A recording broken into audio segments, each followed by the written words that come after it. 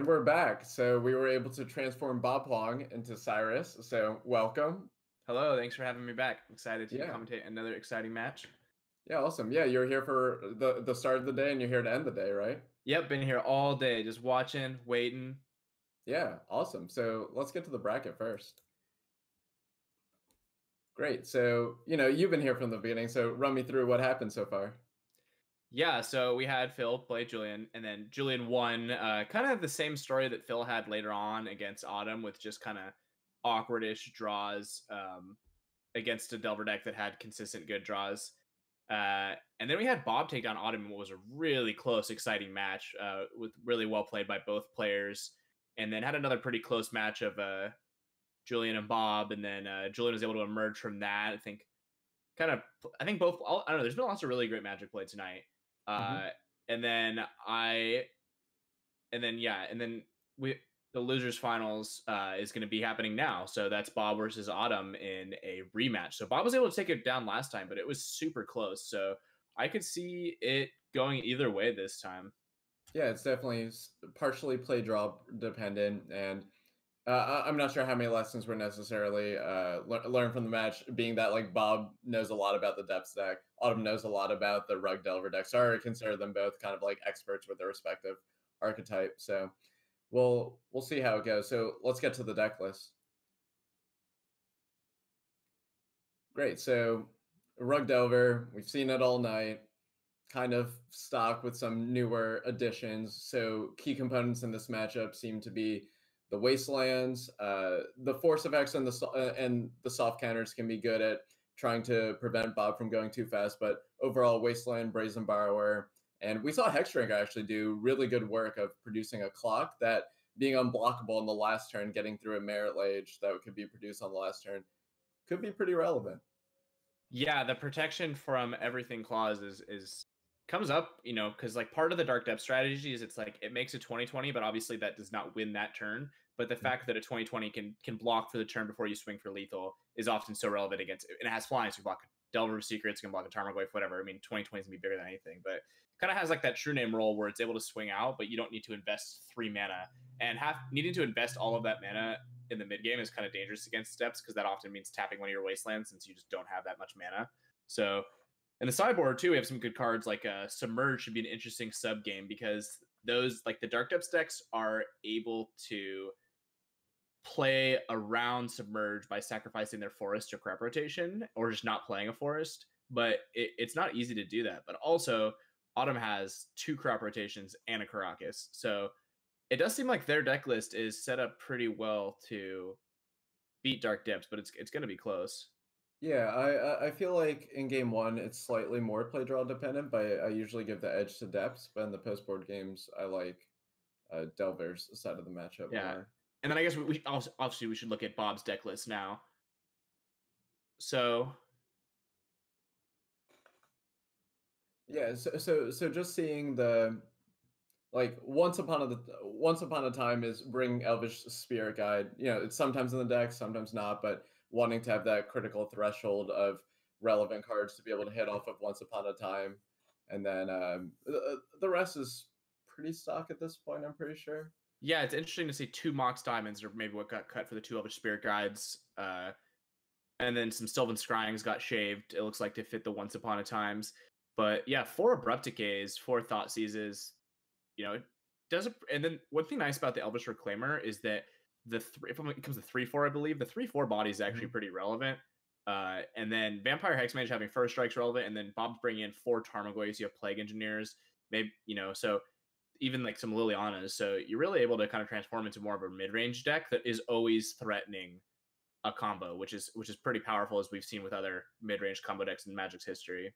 Yeah, we saw Bob bring in the Tarmogoyfs in the previous Rug matchup, and I wonder if he's going to do it again, because he knows that people know that he brought in, like, we might have like that sort of game going on, and yeah, definitely gonna be an interesting sub game. Yeah, cool. Looks like the players are ready, and Bob is going to be on the play, which I think is a pretty big deal in this matchup. All right, so yeah, so Bob's opening hand looks pretty good to me, in that you're able to play discard spells, either remove a threat like run in 6+ Wasteland, or just some reactive cards like Force of Will, Spell Pierce, what have you. Still missing half of the combo, but still a keep for me. Yeah, the thing about these combo decks is that you just have so many ways to draw your combo, especially in the Dark Depth strategy, that the bottleneck more often probably would be your opponent's ability to interact with you. And being able to use Duress and Thoughtseize and then have a Wasteland for their Wasteland if you need to do something like that seems pretty powerful to me. It looks like Autumn's hand is... I think Autumn might have mold their first hand. Yep. And they're looking at this hand now, which seems pretty strong to me. You know, turn 1 Delver, pair of Dazes, Lightning Bolt for an early creature. Yeah, To round it out. So one thing that's interesting is, what do you do on turn 1? Do you play Duress or Thoughtseize? And you're a Duress Thoughtseize expert. What was going through your head there? Well, I think the thing here is Bob is going to cast both of them this turn, and that's why he sequenced it like this, because he wants his Mox Diamond to resolve, and there could be some world maybe where Autumn chooses to Forcible Mox Diamond. So by doing this, you're able to now play the Mox Diamond and then Forcible the Delver Secrets, and they're not able, or Thoughtseize the Delver Secrets, and they wouldn't be able to Forcible that. Yep. So but yeah, you usually sequencing, even though it's like very subtle. Yeah, very subtle. But usually you want to leave with Thoughtseize just because there is a world where they show you a hand that is like a bunch of cards you don't care about in a Delver of Secrets. Oh, and wow. Sylvan Scrying, nice pickup here. Yeah, definitely. So being able to assemble the other half of the combo, knowing that there's just 2 Dazes, but obviously only one could be played with 1 land. So yeah, and so Bob has already been able to combo next turn. And even if Autumn is able to draw and play a Wasteland, it's not going to be good enough because Bob has the Wasteland of his own. So kind of seeing the nut draw from Bob here, which is turn 1 double discard, turn 3 make a Merit Lage through and even turn 4 through a Wasteland if that's needed. Yeah, so one thing that is true though is that if Autumn drew a Wasteland, they most likely would Wasteland on the main phase. Just fire it off. Yeah, exactly. Like you don't have to be greedy there because you already know that they have the combo, and you're giving them the opportunity to, have crop rotation or something like that. Very good point. Yeah, when I played Delver for a few years before I really got into playing Storm, and that was like before the Dark Depth strategy really became very popular. So we're going to see Bob just make the Merit Lage here now to play around a top decked Wasteland. Yeah, I've been dunked on by depths pretty much every time I play against it. Usually in the hands of Negator 77, but Negator 77 is a very powerful wizard. So it's interesting too that Thoughtseize can take Brazen Borrow, whereas Duress cannot, which is another plus for Thoughtseize. I mean, I don't think the Dark Depths deck's ever really played Cabal Therapy, but that's a card I think has kind of fallen out of favor because they just keep making new Magic cards. Yeah. So we see the sideboarding here. So yeah, for the sideboarding, the big thing from Bob's side is how mid-range does he want to go? So he can play Tarmogoyf, Liliana of the Veil, or he can just stay with his like turbo combo plan. So what's going through your head between the decision between being mid-range or being more in on the combo? Yeah, it's interesting. I'm actually usually pretty opposed to mid-range game plans. Although the Dark Depths deck has such a compact combo that it's able to some degree stay a mid-range deck, and Elvish Reclaimer and Vampire Hexmage being reasonable threats, I think helps a lot with that. So I like that Bob just only needs to shave a couple cards here. You're shaving Once Upon a Time, Sylvan Scrying, which is okay. Shaving a Duress, I think 6 discard spells is a fine number to have, especially when you're leading more with Tarmogoyf. So I like what Bob is doing here. I don't know. I think the strategy is pretty interesting. I wouldn't necessarily construct my combo deck like this, but it seems to have been working out so far for him. Yeah, so one thing that's cool about how the Tarmogoyfs play is that typically, like, Tarmogoyf versus Tarmogoyf action, like having burn spells is good because you get to push it over. So Autumn's Lightning Bolts are good against the Elvish Reclaimer and good against, kind of like the Tarmogoyf versus Tarmogoyf action. But Bob has those 4 Abrupt Decays, and being able to hit the opposing Tarmogoyfs is pretty relevant there. So when we look Abrupt Decay is so strong against Delver. So when we look at Autumn sideboard, we have the whole package that you were describing, where there's the crop rotation package, Oko, and Submerge, all kind of interacting with the 2020 aspect of the deck. Yeah, an interesting Force Negation. One of the second Force Negation not coming in. That card is not even always that good though, just because you can crop rotation on your opponent's turn, and then Force Negation is not necessarily, or it's just not free. So, yeah. The other thing that is just so funny to me now is just how the depths decks are not constructed to have Pithing Needle. Like they used to just have like 4 Pithing Needles. So Looks like we're gonna get into the game now, and then. Sorry, closing my window. My dogs are barking outside a little bit. Yeah, don't want to let the dogs out. Yeah. So let's start with Autumn's hand here because they are on the play of this game. Yeah, so you have the turn 1 Delver aspect, and you have a like either force to be able to stop 1 point of interaction. But part of the problem is you don't have a second land. Another part of the problem is you don't have a cantrip, so when you miss a land, you're just playing another Delver. So it's actually pretty tough, but similar to Jarvis, I also hate mulliganing, so I would probably end up keeping that hand. Yeah, so looks like, I don't know, I would definitely keep this hand. I think that being able to go turn 1 Delver, turn 2 Delver with forcible backup is just one of the strongest things that you can do in this matchup. Bob is going to send back his hand. I think it's just too awkward with once upon a time to have anything going on. Yeah, at least he gets to play the modern green-black / Jund hand here. Yeah, that's so funny. You wouldn't guess that this is a combo deck from this. But we get some really interesting, just normal Gen style play where he's going to deploy some Tarmogoyfs, Abrupt Decay Liliana to, stop whatever Autumn's doing and deploy a threat. And we'll see how it goes. But so yeah, once I saw that the Delver wasn't flipping, it's more than likely that Autumn was going to draw a land. So kind of thankful for that land because now you're able to play Sylvan Library, start digging towards Wasteland, and just more action overall. I can see just paying 8 life right away, but that's kind of bad against the multiple Tarmogoyf plan is the funny part about this. Like, how you play against this is just so different. Yeah. It's like I would not accept that trade request, but that's okay. So anyhow,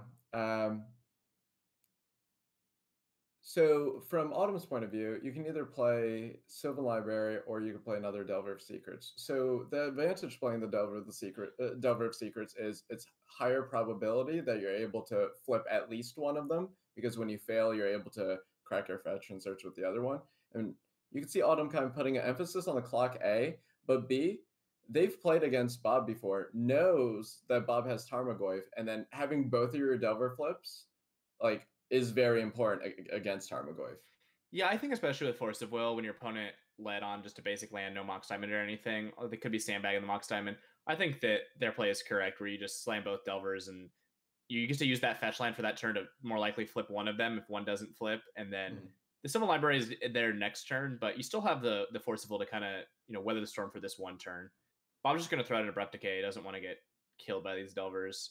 Yeah, so not sure why doing that here though. Why he's doing that here?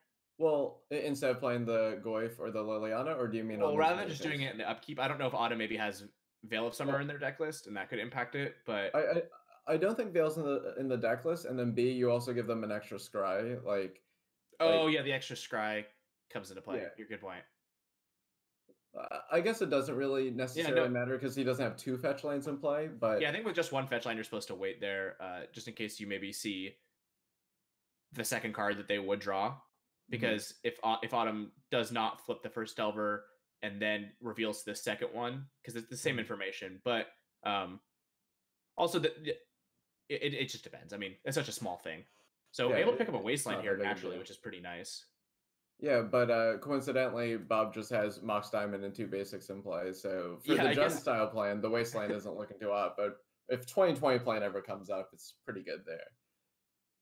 Yeah, Wasteland good against Dark Depths normally, but definitely not in this game yet. And one thing kind of funny about the Dark Depths deck is that I always feel like when I'm playing that deck or playing against that deck, their mana is like not always great. Like they sometimes like would just lose to a Wasteland, but because of their land-based combo, it just feels so bad to ever use a Wasteland like a Bayou or something. So I imagine that Autumn is going to Force of Negation, I guess, is better because of Tarmogoyf. Yeah. And you don't have to pay 1 life. Yeah, exactly. It's really just the 1 life because one pitches the other. So Bob had a real decision point there. He could play double Tarmogoyf or he could play Liliana. And I think what really pushed him towards playing Liliana is days existing.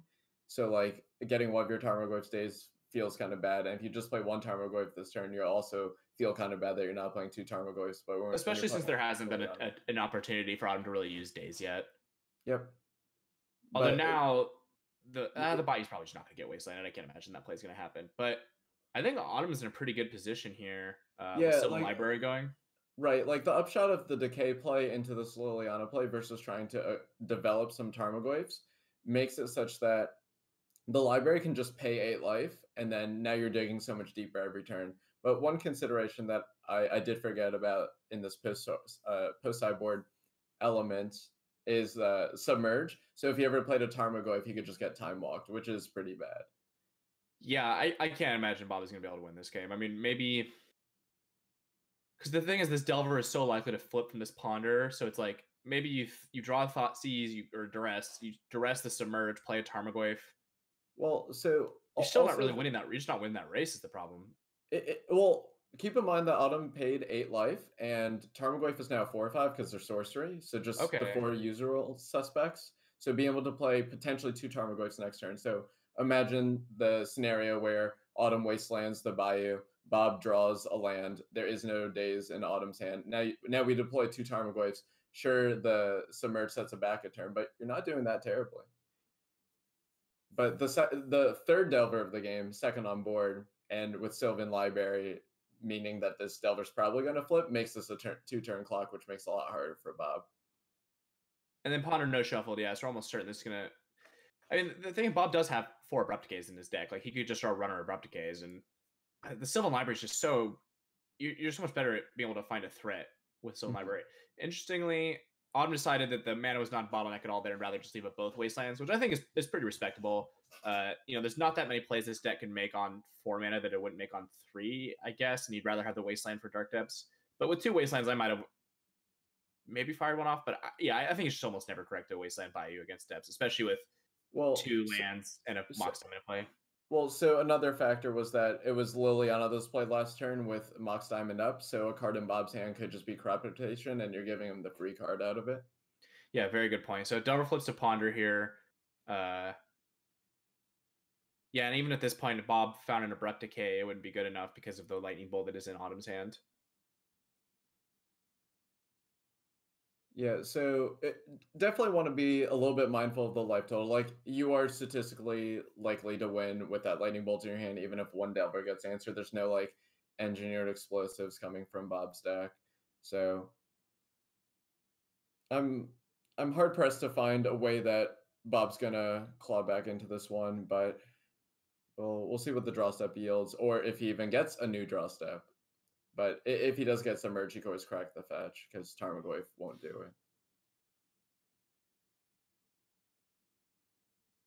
it. I don't like that crack from Bob, because now he just loses to Submerge.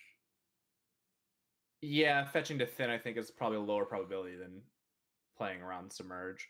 Although it didn't matter anymore anyways, because Autumn has the Lightning Bolt, but still. Yeah, but Autumn sees that opportunity and takes the match. Submerge just seems so good in this format right now. It's strong and it's just good against Tarmogoyf decks. Now Dark Depths and Delver are both Tarmogoyf decks. I forgot who won game 1.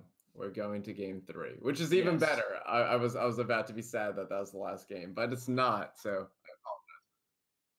I apologize. So do you think there's any changes that you make play draw? There's the classic Delver thing of how you value your dazes. Yeah, so Delver's changed a lot since I played it. It used to be that I was just not really a fan of cutting dazes or Force of Wills in almost any matchup just because of it. You're such a pure tempo deck that it felt like you just can't beat so many cards in your opponent's deck that you need to daze them. But Autumn has decided that they don't really think that daze is the spot to be in this matchup, and they have Force of Wills as their kind of main point of interaction, and they're kind of just trying to have more of a mid-range battle facing up against the Tarmogoyfs.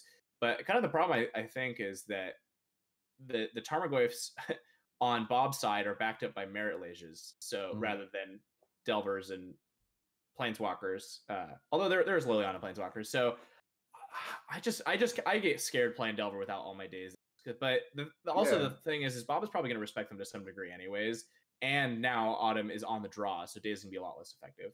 Right. So I could probably go on for, I don't know, roughly like 20 minutes about how I view Delver and all this stuff. But to condense it to about like 10 to 20 seconds, Daze like has a pseudo Thalia effect where some percentage of the time they're just not gonna they're gonna play off curve. So it's like a one-sided Thalia. And one thing that happens is your dazes on the draw can also be good, not from the standpoint that you're gonna like play a threat and be able to protect it, but from the standpoint that since they're on the play, they have less resources. So there's a percentage of time they're forced to play into your dazes because they realize that they can't like hold on for that long. Uh, like like if they just don't have the land, now they have to play into your days, and now like you were able to like weirdly catch back up in terms of card economy. So, but that's a longer talk for another time. Let's get to the match. So yeah, I agree with most of what you're saying. I basically just never cut Forester days when I played Delver, but it's been a while. So, yeah, I mean, pretty strong hand against Bob. Bob gets to just go play a Tarmogoyf and make a Magalhaes pretty quickly with this hand. I like Autumn's hand too. I think it's good enough. I definitely agree with the play of leaving up Spell Snare here, especially since you'll be able to play the Delver on too.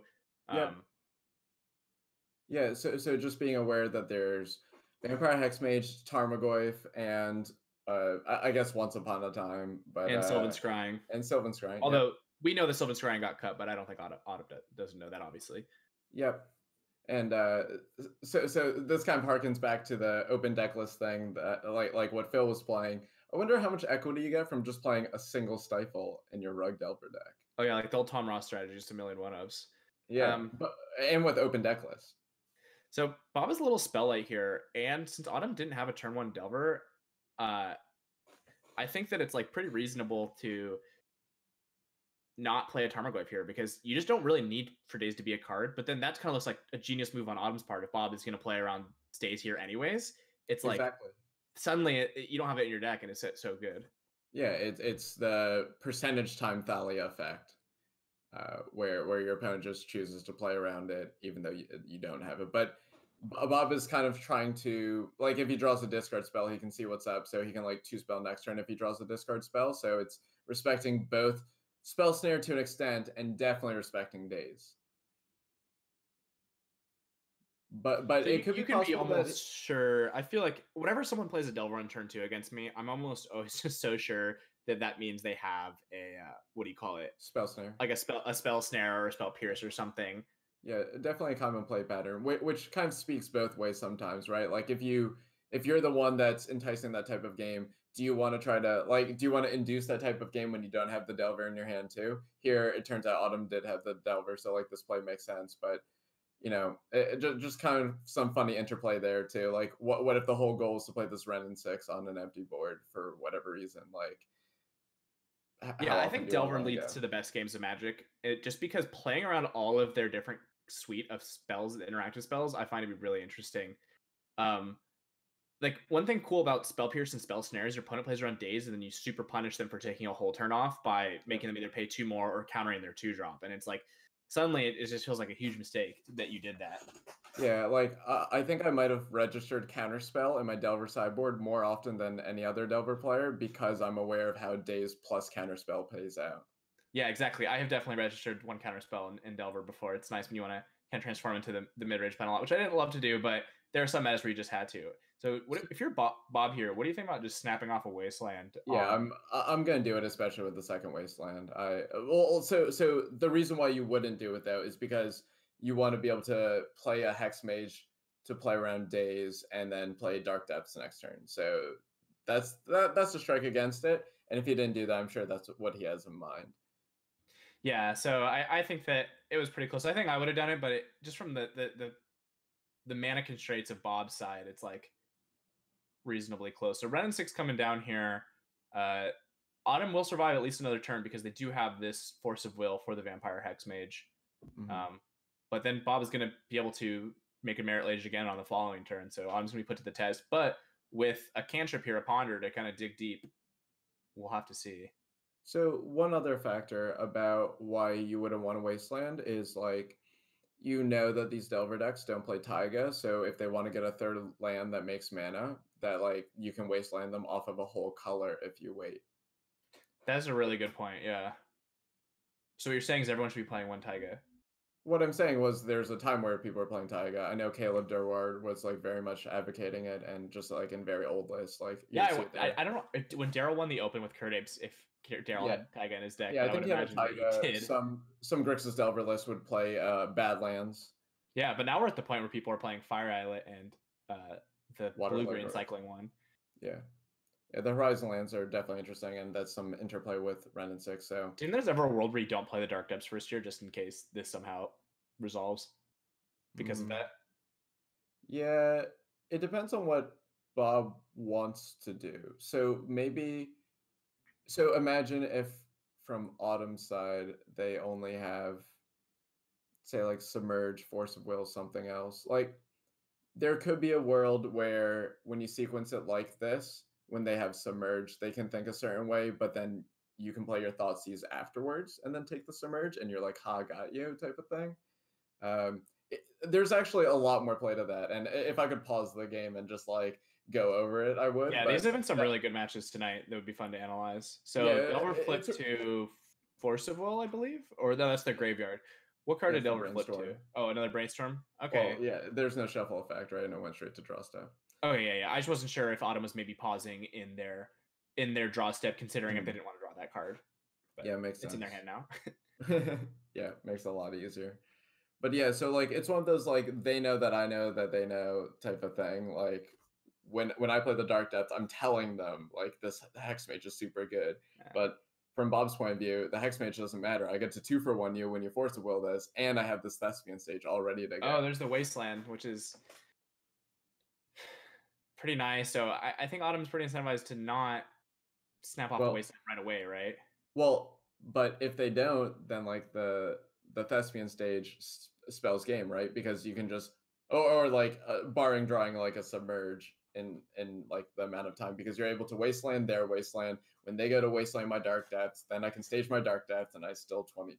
Yeah, I wonder what you're supposed to play around here. It's either you play around crop rotation or you play around Thespian stage. So it's like equally likely, right?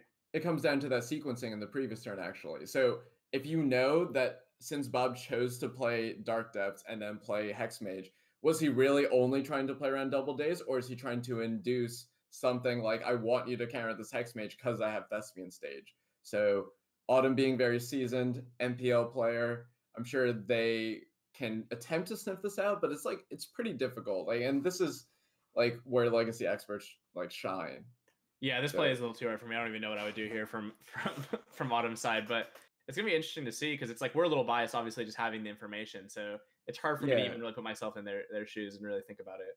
Yeah, like I'd like to think I would read a lot into Bob choosing to sequence Dark Depths and then Hex Mage, and it looks like Autumn also sniffs it out.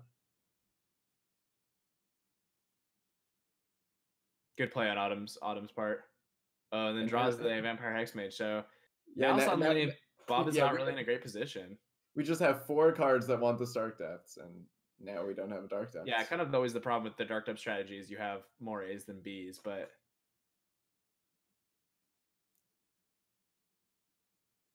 all right. Seeing the intended mode of Vampire Hexmage come into play here, killing Planeswalkers. Luckily, Autumn does have a follow-up. Mm-hmm. Yeah, and so Autumn being able to recover a Wasteland every turn can probably make it such that, so if they just main phase Wasteland, the stage is very hard to assemble both pieces of the combo. Definitely, yeah, especially since the Vampire Hexmage was used to kill a red and 6. Mm-hmm. Which was what, if you're going to play, you have to do that, but there's arguments to just leave it in your hand, but yeah, and now you can be pretty sure that Bob does not have a crop rotation. It would have to be one unknown draw step, basically, and since the Hexmage got cast, you can assume that was probably the draw step. I do think for Bob to win this game, I think he does have to draw crop rotation, though, because each of these stages is just going to get wastelanded because there's no basics in play, so you can't protect your stage. So Elvish Reclaimer is how many lands in graveyard? 3. So it is going to be pumped up at this point. Yeah, but so that's now interesting. So like Autumn can choose to take off next turn by using Ren and Lightning Bolt to kill the Reclaimer. You can also double bolt if you don't care about the clock, but yeah. Oh, because no, you either have to wasteland or kill the Elvish Reclaimer either way. Exactly. So definitely can't do both. So I think that was playing the Wasteland. So playing the Wasteland is trying to cut off double bolt. I'm trying to understand that one. Oh yeah. So if he were to Wasteland, Autumn's volcanic, then it would have to be another red. No, then he would just. Yeah, it would have to be red source from hand with Ren and 6 and Lightning Bolt. I don't know. Playing the Wasteland's interesting to me. Yeah, especially when you have 2 stages. It's not like it's just totally don't have another card if your stage gets destroyed. This does seem like it's going to be a hard game to win, though. I mean, Ren and 6 Wasteland Lock is so powerful. I feel like that was an opportunity to get out of it, though. Like drawing the Reclaimer and having stage and then forcing action where both Wasteland and answering the Reclaimer can't happen in the same turn. Yeah, I agree. I think that playing the stage makes more sense to me, but I haven't ever played this Dark Depths deck before. To me, it just always felt like I don't really want to play a different Thoughtseize combo deck because it's like I already have one that I play, so I was not that interested in it. But it definitely is, a lot more interesting than it appears on the surface. So Autumn's going to elect to make the play of Ren plus Bolt, and what's really nice about this is Autumn drew a Wasteland for turn this. Yeah, best this of turn, both worlds, which totally changes the equation. Is probably one of the best possible draws here. Mm-hmm. Being really patient with this brainstorm too. Just wants to save it for as long as possible, especially if Bob is able to draw a discard spell or something. You really want to have that card in your hand. So I think Bob was still alive to draw a crop rotation that turn, because then he has the Wasteland for the 1 Wasteland. Crop rotation turns into a Dark Depths. Yeah, so he has enough mana for that. Even extra mana, but yeah, not many crop rotations have come out to play. And then there's a Submerge, which still probably seals the deal. Yeah, especially with this Delver plus the Lightning Bolt really shaving a turn off the clock. I find that against these these type of combo decks, Lightning Bolt is a little bit better than against some, like, for me, like Storm or Dredge, because it seems like it comes down to like one draw step more often than you kind of just one side just kind of running away with the game. But Lightning Bolt's been fairly impressive in these games, especially because so often you're trying to make a Merit Legion and block for a turn as part of your equation. Yeah. Yeah, and Chet points out that the crop rotation will get rid of the Bayou, so you won't be able to alternate cast the Submerge, but depending how the interplay works with the Wasteland, it could be possible that... but now Submerge is hard castable, which is kind of funny. So doing this on the upkeep, so now you know that Bob definitely doesn't have crop rotation, like from that previous draw step. Autumn's going to get this game, right? Because Bob is going to get lightning bolted. Yeah. Casting Elvish Spirit Guide, not exactly where you want to be. Always love these alternate modes on the Spirit Guides. It's like, it's not why you're here, but I'll do it when the time's right. You'll know. I definitely have turned some Spirit Guides sideways. It happens. Yeah. I lost at a previous Modern Pro Tour where my ad nauseum opponent just played 2 Simian Spirit Guides. Yeah, one of my really good friends, one of my teamed for him for an open. One is winning in for his first Grand Prix top 8 by playing the Gorya's Vengeance deck and just casting Simian Spirit Guides and beating down his Jeskai control opponent. And then Summoner's Pact of Negation, a Cryptic Command, tapping the Spirit Guide. And yeah, so Lightning Bolt ends the match. And so Autumn's able to even the series 1-1. Yeah, but winning the one that mattered. Definitely. Which puts Autumn into the winner's bracket. And you know, the people that lost today, they're still in the tournament. They're just in the loser's bracket. So would we be able to cut over to the bracket? Great. So yeah, the group winners, Julian, a nice 2-0. And then Autumn, as we saw, just won the other spot for the winner's bracket. And the loser's bracket would be seeing Phil and Bob. So really impressive from Autumn. You know, they're coming just straight from the Mythic Championship, able to balance multiple formats at once. We saw the same thing with Javier winning his bracket and then going on and winning the Mythic Championship just a little while later, or Mengucci too. It's just so we have a lot of really great players in this bracket, and shows that the MPL players are able to, you know, they're not just playing standard and limited, they're able to be masters of all formats. Yeah, it's definitely really impressive, and I really like the cast of people we have for this year's LPL. So really exciting Magic, and yeah, lots of Delver. Yep. I wonder. I'm kind of thinking. I was looking at MTG Goldfish today, and Delver is played is at 13% of the meta, and the next most played deck is at 5%, which is a big difference. Pretty interesting. Yeah, I really wish we got to see a Rug Delver mirror, but That's fine. Maybe next time. Yeah, I'm sure that will happen at least once this season for sure, if it has not happened already. Yep. So I guess that's it. So let's oh wait. So yeah, we're gonna bring Julian back into the booth. Hi, it's us again. Hello, friends. But yeah, it was great commentating with you, Cyrus. For sure, yeah. Am I dipping out of the call now, right? All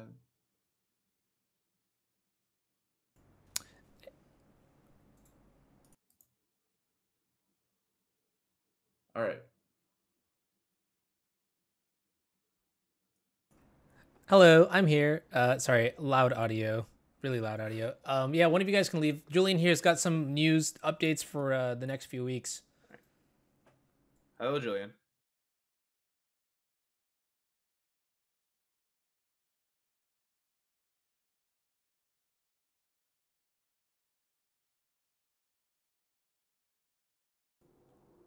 Just figuring this out real quick.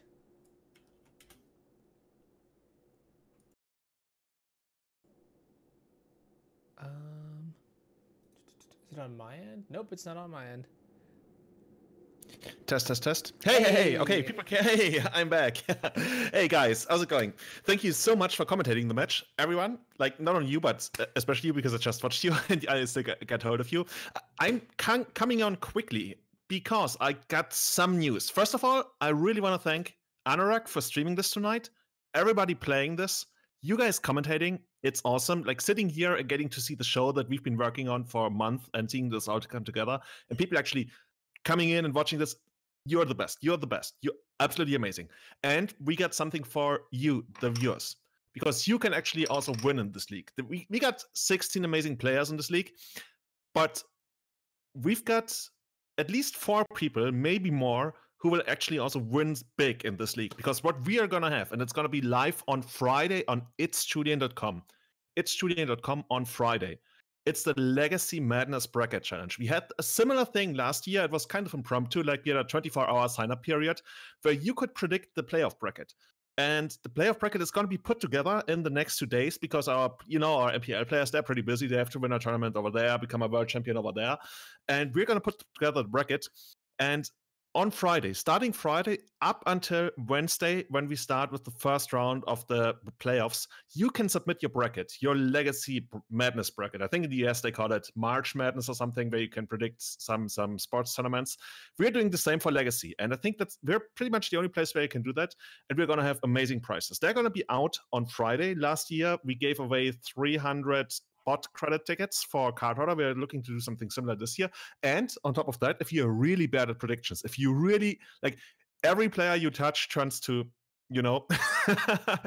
we also have a special prize for the worst bracket. So that's maybe going to be quite contested. If you think you can predict literally every match wrong, or at least do the worst of all the participants, you can also win something. But if you get the perfect bracket, okay, that's not very likely. But if you think you got it in you and you get the perfect bracket, you're gonna shower you and stuff. You'll learn more about it on Friday. And where can you do that? The link to the exact bracket challenge is gonna be on itsjulian.com. That's me, itsjulian.com. And we're doing it in collaboration with Liquipedia. Liquipedia is basically the place to be for anything esports. They have like Counter-Strike, Go tournaments. They have pretty much anything. And they also have a Magic section. Little known fact, if you go to Liquipedia, they have a Magic the Gathering section, and the Legacy Premier League Season 4 is part of that. So if you want to follow Legacy Premier League Season, hop on there, find out what's going on, who's winning, who's losing. And if you want to join the bracket challenge, the link to the exact thing on Liquipedia is going to be on itsjulian.com on Friday. So tune in for that. You can win. You can become rich. I know that our winner last year, who got first place, I'm reading it over here, he actually took the bot credit and he built his first Black Red Reanimator deck, and now he's a regular grind on Met. No, it's not. It's not Eric Landon. But it's story. Yeah. So yeah, that could be you.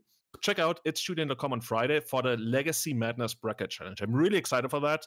Unfortunately, anyone associated with this league as a player or organizer is not eligible, but you guys, the commentators, you can definitely jump in, and you guys in the chat as well. So see you on Friday. It's Julian.com. Thank you so much for tuning in. And with that, I think we're gonna have a good day. I think we had a really good stream tonight. I really enjoyed. Like, we had some really amazing matches, didn't we? And with that, gonna call it a day. It's 3:30 here, so I'm gonna jump into bed and get back into the safari business tomorrow. So thanks a lot for coming on. Thank you for having me. Bye-bye.